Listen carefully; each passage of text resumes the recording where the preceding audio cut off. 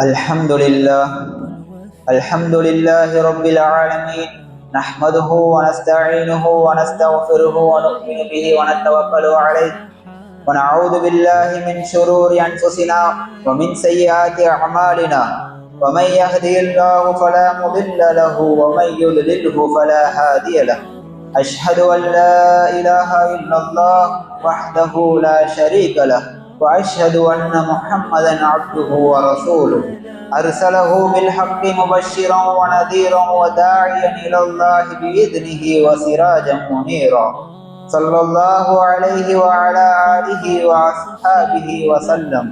أما بعد فيا أيها الناس اتقوا الله العظيم عز وجل وأطيعوه أوصيكم عباد الله وإياي أولا بتقوى الله.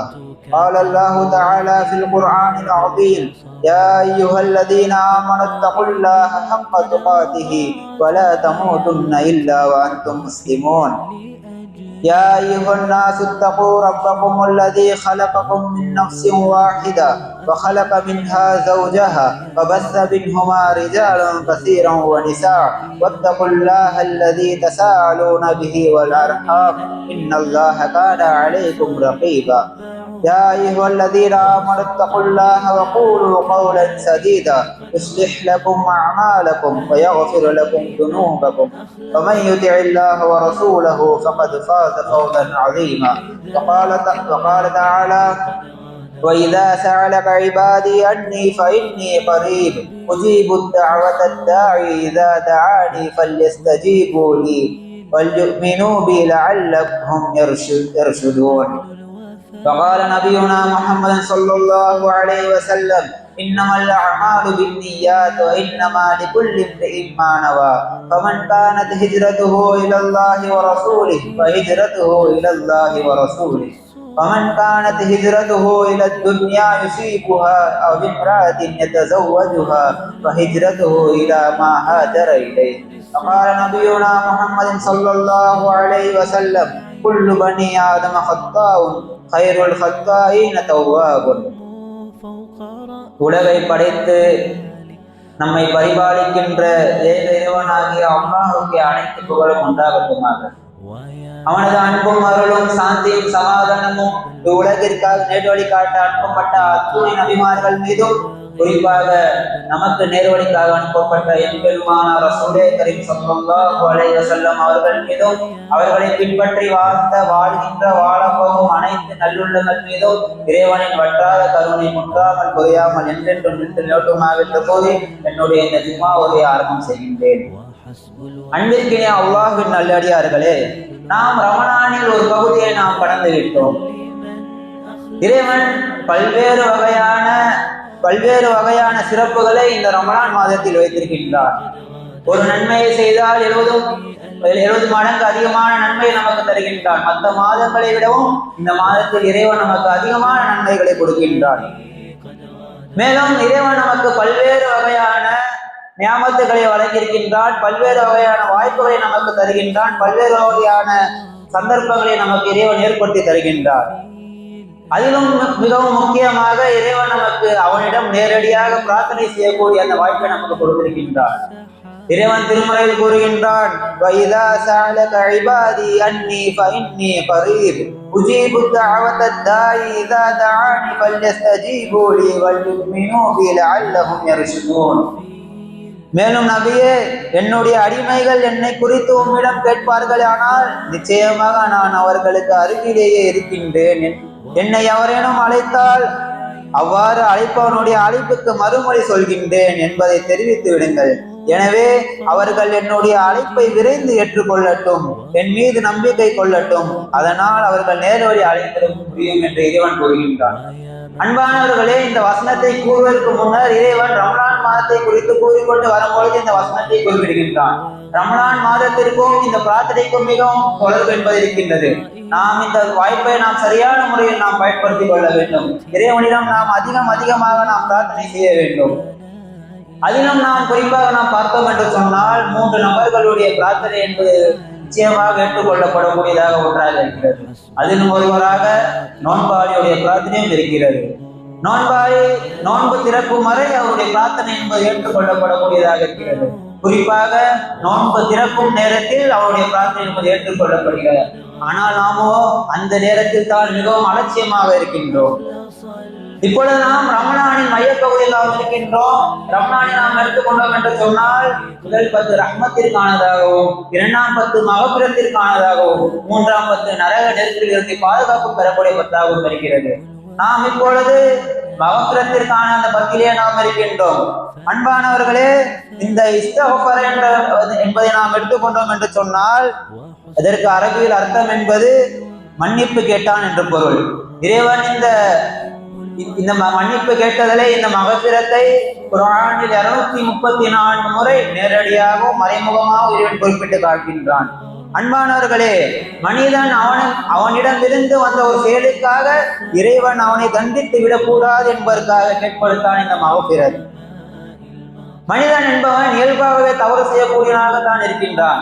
நபி ஸல்லல்லாஹு அலைஹி வஸல்லம் அவர்கள் கூறுகிறார்கள், குல்லு பனி ஆதம கத்தாஉ கைருல் கத்தாயின தவ்வாபுன். நாம் ஒரு தவறு செய்து விட்டோம் என்று சொன்னால் நாம் இறைவனிடம் திரும்பி செல்ல வேண்டும், இறைவனிடம் மீள வேண்டும், பாவ மன்னிப்பு நாம் கேட்க வேண்டும். அவன் தான் சிறந்தவனாக இருக்கின்றான். நாம் இந்த இஸ்திக்ஃபார் மகபிரத்தை குறித்து நாம் பேசும் பொழுது தௌபாவை குறித்தும் நாம் பேச என்பது கடமைப்பட்டிருக்கின்றோம். இறைவன் திருமறையில் கூறுகின்றான், குல் யா இபாதியல்லதீன அஸ்ரஃபு அலா அன்ஃபுஸிஹிம் லா தக்னது மின் ரஹ்மத்தில்லாஹ் இன்னல்லாஹ யக்ஃபிருல் துனூப ஜமீஅன் இன்னஹு ஹுவல் கஃபூருர் ரஹீம். நபியே கூறுவீராக, தங்கள் ஆன்மாக்களுக்கு கொடுமை இழைத்துக் கொண்ட என் அடியார்களே, அல்லாஹ்வின் கருணையை பற்றி நம்பிக்கை இழந்து விடாதீர்கள். இன்னமாக அல்லாஹ் எல்லா பாவங்களையும் மன்னித்து விடுகின்றான். அவன் பெரிதும் மன்னிப்பவனும் கருணையாளனுமாக இருக்கின்றான். அன்பானவர்களே, நாம் பாவ மன்னிப்பை நாம் கேட்க வேண்டும். நாம் செய்யக்கூடிய பாவத்தை இறைவனுடைய மாபெரும் அந்த கருணையால் இறைவன் மன்னிக்க கூடியவனாக இருக்கின்றான். நாம் தௌபாவை நாம் எடுத்துக்கொண்டோம் என்று சொன்னால் அதை பெயர் சொல்லாகவும் வினை சொல்லாகவும் இறைவன் இந்த குர்ஆனில் 87 முறை இறைவன் குறிப்பிட்டு காட்டியிருக்கின்றான். இந்த தௌபா என்பது பாவிகளுக்கும் குற்றவாளிக்கும் மட்டும்தான் இந்த தௌபாவா? இறைவன் திருமறையில் கூறுகின்றான், தூபு இலல்லாஹி ஜமீஅன் அய்யுஹல் முஃமினூன் லஅல்லகும் துஃப்லிஹூன். அனைவரும் ஒன்று சேர்ந்து இறைவனின் பக்கம் மீளுங்கள், நீங்கள் வெற்றி அடைய கூடும் என்று இறைவன் கூறுகின்றான். அன்பானவர்களே, இது இறைவனுடைய கட்டளையாகும். இதை அம்ருல் இலாஹி என்று கூறுவார்கள். இது ஒட்டுமொத்தமாக அனைவருக்குமான கட்டளையாக இருக்கிறது. தூபு இலல்லாஹி ஜமீஅன். தௌபா என்றால் இறைவனின் பக்கம் மீளுதல். ருஜூ இலல்லாஹ், இறைவனின் பக்கம் மீளுதல். பாவத்தின் பக்கம் செல்லாமல் நாம் அதை பாவ மன்னிப்பு கேட்டு இறைவனின் பக்கம் மீளுவதாகும். நாம் ஆரம்பத்தில் ஒரு வசனம் பார்த்தோம். இறைவன் பாவிகளையும் குற்றவாளிகளையும் கூட யா இபாதியல்லதீன அஸ்ரஃபு என்று என்று என்னுடைய அடியாறுகளை என்று தான் இறைவன் கூறுகின்றான். நாம் என்னதான் பாவம் செய்தாலும் இறைவன் மன்னிக்க கூடியவனாக இருக்கின்றான். ஏனென்றால் அவனது கருணை என்பது விசாலமானதாக இருக்கிறது. அவ்வாறு இருந்தும் கூட இறைவன் நம்மை கைவிடுவதில்லை. நாம் என்னுடைய அடியானை என்று தான் இறைவன் குறிப்பிடுகின்றான். அன்பானவர்களே, இந்த வசனத்தில் நாம் பார்ப்போம் என்று சொன்னால் இறைவன் நமக்கு பாவ மன்னிப்பை மட்டும் தருவதில்லை, மாறாக நமக்கு நம்பிக்கையும் தருகின்றான். லா தக்னது மிர் ரஹ்மத்தில்லாஹ். நீ செய்த பாவத்தை குறித்து நீ பயப்படாதே, நான் மன்னிக்க கூடியவனாக இருக்கிறேன். என் கருணை என்பது மிகவும் விசாலமாக இருக்கிறது. என் பக்கம் நீ விரைந்து வா என்று இறைவன் குறிப்பிடுகின்றான். தினம் இறைவன் தன திருமறையில் கூறுகின்றான், வஅனீபு இலா ரப்பிக்கும் ஃபஅஸ்லிமூ லஹு மின் கப்லி அய்யாதியகுமுல் அஸாப் சும்ம லா துன்ஸரூன். திரும்பி விடுங்கள், உங்கள் இறைவனின் பக்கம் மேலும் அடிபணிந்து விடுங்கள் அவனுக்கு, உங்கள் மீது வேதனை வருவதற்கு முன்பாகவே, பிறகு எங்கிருந்தும் உங்களுக்கு உதவி கிடைக்காது என்று இறைவன் குறிப்பிட்டு காண்பிக்கின்றான். அன்பானவர்களே, நாம் தௌபா செய்கின்றோம் என்று சொன்னால் நம்மை இறைவனிடம் முழுமையாக ஒப்படைத்து விட வேண்டும். நாம் ஒரு பாவம் செய்துவிட்டு நாம் பாவ மன்னிப்பு கேட்டுவிட்டு இறைவனின் பக்கம் முழுமையாக நாம் ஒப்படைத்து விட வேண்டும். பாவம் மீண்டும் அந்த பாவத்தின் பக்கம் நாம் செல்லக்கூடாது. மனிதன் தன்னுடைய மூச்சு கூட அழைத்து மரணம் அடையும் வரைக்கு அவனுக்கு பாவ மன்னிப்புக்கான அந்த வாசல் என்பது திறந்திருக்கிறது. ஆனால் நாம் வாய்ப்புகள் இருக்கும் பொழுது நாம் இந்த பாவ மன்னிப்பை நாம் கேட்டுக்கொள்ள வேண்டும். எந்த நேரத்தில் எந்த நொடியில் யாருக்கு மரணம் வரும் என்பது நாம் யாரும் அறிய மாட்டோம். மேலும் இறைவன் கூறுகின்றான், மன் தாப வ அமில சாலிஹன், நாம் தௌபா மட்டும் கேட்டால் போதாது, அதுடன் நினைத்து நாம் நல்ல அமல்கள் செய்ய வேண்டும். மீண்டும் அந்த பாவத்தின் பக்கம் செல்லாமல் நாம் நல்ல காரியங்கள் பக்கம் நாம் விரைந்து செல்லக்கூடியவராக நாம் இருக்க வேண்டும். நாம் இந்த ரமலான் மாதத்தில் நாம் நிறைய அமல்களை செய்திருப்போம். நிறைய அமல்கள் செய்வதற்கு முன்னர் நாம் இந்த பாவங்களை நாம் குறைத்து எறிய வேண்டும். ஒரு வீட்டை நாம் அலங்கரிக்க செல்கின்றோம் என்று சொன்னால் முதலில் அந்த வீட்டில் இருக்கக்கூடிய அந்த அழுக்குகளையும் தூசிகளையும் தான் நாம் குறைப்போம். முதலாவதாக நம்முடைய உள்ளங்களுக்கு நாம் நன்மைகளை கொண்டு நல்ல அமல்களை கொண்டு நாம் அலங்கரிக்கிறோம் என்று சொன்னால் அதற்கு முன்னர் நம் உள்ளங்களில் இருக்கக்கூடிய அந்த பாவங்களையும் குற்றங்களையும் நாம் தொலைத்தெறியக்கூடியவராக நாம் இருக்க வேண்டும். ஜிப்ரீல் அலைஹிஸ்ஸலாம் அவர்கள் துஆ கேட்டு ரசூல் ஸல்லல்லாஹு அலைஹி வஸல்லம் அவர்கள் ஆமீன் கூறியதில் ஒரு துஆவாக யார் ரமலான் மாதத்தை அடைந்து அவர்களுடைய பாவங்கள் மன்னிக்கப்படவில்லையோ அவர்களுடைய மூக்கை மண்ணை கவட்டும் என்று கூறியிருக்கிறார்கள். அன்பானவர்களே, நாம் இந்த ரமலான் மாதத்தை நாம் முழுமையாக நாம் பயன்படுத்திக் கொள்ள வேண்டும். இது மகபிரத்திற்கான மாதமாக இருக்கிறது. நாம் அதிகம் இறைவனிடத்தில் நாம் பாவ மன்னிப்பு நாம் கேட்க வேண்டும். மேலும் இறைவன் கூறுகின்றான், வசாரியோ இலா மக்ஃபிரத்தின் மிர் ரப்பிக்கும், இறைவனிடமிருந்து வழங்கப்படும் மன்னிப்பின் பக்கம் விரைந்து செல்லுங்கள் என்று இறைவன் கூறுகின்றான். இறைவன் நம்மிடமிருந்து அந்த பாவ மன்னிப்பை பார்க்கின்றான். நாம் துஆ கேட்க வேண்டும். இறைவன் நம்முடைய பிரார்த்தனையை ஏற்றுக்கொள்ளக்கூடியவனாக இருக்கின்றான். மேலும் இறைவன் கூறுகின்றான், இன்னல்லாஹ யுஹிப்புத் தவ்வாபீன், இறைவனின் பக்கம் மீண்டு வருவதை இறைவன் நேசிக்கின்றான். அன்பானவர்களே, நாம் பாவ மன்னிப்பு கேட்க வேண்டும், இறைவனின் பக்கம் நாம் செல்ல வேண்டும். இறைவன் நம்மை நேசிக்கக்கூடியவராக இருக்கின்றான். மேலும் இறைவன் கூறுகின்றான், வமையஅமல் சூஅன் அவ் யஸ்லிமு நஃப்ஸஹு சும்ம யஸ்தக்ஃபிருல்லாஹ யஜிதல்லாஹ கஃபூரர் ரஹீமா.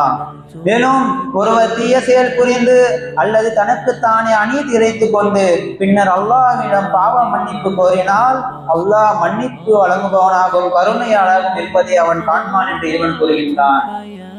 நாம் என்னதான் பாவம் செய்தாலும் இறைவனின் கருணை என்பது மிகவும் விசாலமாக இருக்கிறது. இறைவன் மன்னிக்க கூடியவனாக இருக்கின்றான்.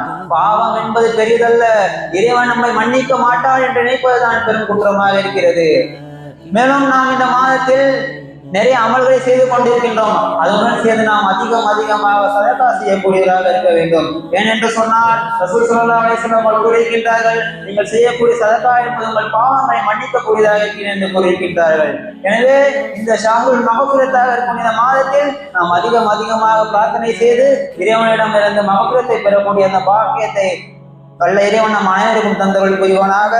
பாரக்கல்லாஹு லனா வ லக்கும் பில் குர்ஆனில் அஸீம் ونفعنا وإياكم بالآيات وذكر الحكيم إنه تعالى جواد كريم ملك قديم الرؤوف الرحيم ورب حليم.